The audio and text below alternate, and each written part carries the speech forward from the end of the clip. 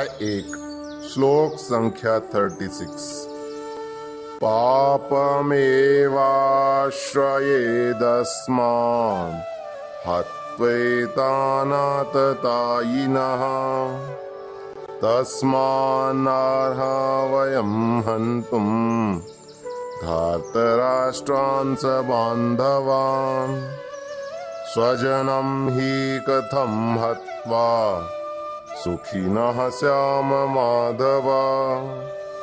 अर्थात यदि हम ऐसे आतताइयों का वध करते हैं तो हम पर पाप चढ़ेगा। अतः यह उचित नहीं होगा कि हम धृतराष्ट्र के पुत्रों तथा उनके मित्रों का वध करें। हे लक्ष्मीपति कृष्ण, इससे हमें क्या लाभ होगा और अपने ही कुटुंबियों को मारकर हम किस प्रकार सुखी हो सकते हैं। तात्पर्य: वैदिक आदेशानुसार आतताई 6 प्रकार के होते हैं। पहला विष देने वाला, दूसरा घर में अग्नि लगाने वाला, तीसरा घातक हथियार से आक्रमण करने वाला, चौथा धन लूटने वाला, पांचवा दूसरे की भूमि हड़पने वाला तथा छठा पराई स्त्री का अपहरण करने वाला। ऐसे आतताइयों का तुरंत वध कर देना चाहिए, क्योंकि इनके वध से कोई पाप नहीं लगता। आतताइयों का इस तरह वध करना किसी सामान्य व्यक्ति को शोभा दे सकता है, किंतु अर्जुन कोई सामान्य व्यक्ति नहीं है। वह स्वभाव से साधु है, अतः वह उनके साथ साधुवत व्यवहार करना चाहता था, किंतु इस प्रकार का व्यवहार क्षत्रिय के लिए उपयुक्त नहीं है। यद्यपि राज्य के प्रशासन के लिए उत्तरदायी व्यक्ति को साधु प्रकृति का होना चाहिए, किंतु उसे कायर नहीं होना चाहिए। उदाहरणार्थ, भगवान राम इतने साधु थे कि आज भी लोग राम राज्य में रहना चाहते हैं, किंतु उन्होंने कभी कायरता प्रदर्शित नहीं की। रावण आतताई था क्योंकि वह राम की पत्नी सीता का अपहरण करके ले गया था, किंतु राम ने उसे ऐसा पाठ पढ़ाया जो विश्व इतिहास में बेजोड़ है। अर्जुन के प्रसंग में विशिष्ट प्रकार के आतताइयों से भेंट होती है। ये हैं उनके निजी पितामह, आचार्य, मित्र, पुत्र, पौत्र इत्यादि। इसलिए अर्जुन ने विचार किया कि उनके प्रति वह सामान्य आतताइयों जैसा कटु व्यवहार न करें।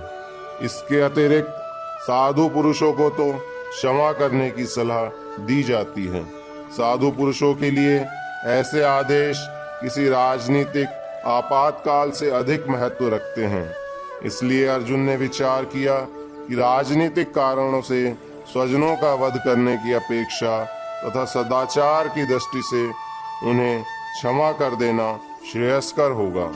अतः क्षणिक शारीरिक सुख के लिए इस तरह वध करना लाभप्रद नहीं होगा।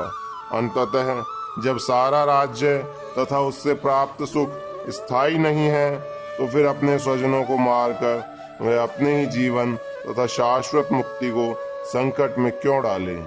अर्जुन द्वारा कृष्ण को माधव अथवा लक्ष्मीपति के रूप में संबोधित करना भी सार्थक है।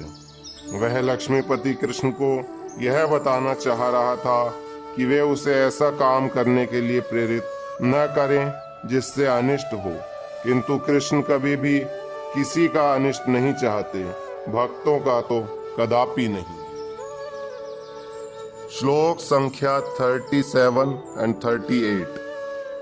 यद्यप्येते न पश्यन्ति लोभोपहत चेतसः कुलक्षय कृतं दोषं मित्रद्रोहे च पातकम् कथं न ज्ञेयम् अस्माभिः पापादस्मान् निवर्तितुम् कुलक्षय कृतं दोषं प्रपश्यद्भिर्जनार्दन। अर्थात, हे जनार्दन, यद्यपि लोभ से अभिभूत चित्त वाले ये लोग अपने परिवार को मारने या अपने मित्रों से द्रोह करने में कोई दोष नहीं देखते, किंतु हम लोग जो परिवार के विनष्ट करने में अपराध देख सकते हैं, ऐसे पाप कर्मों में क्यों प्रवृत्त हों।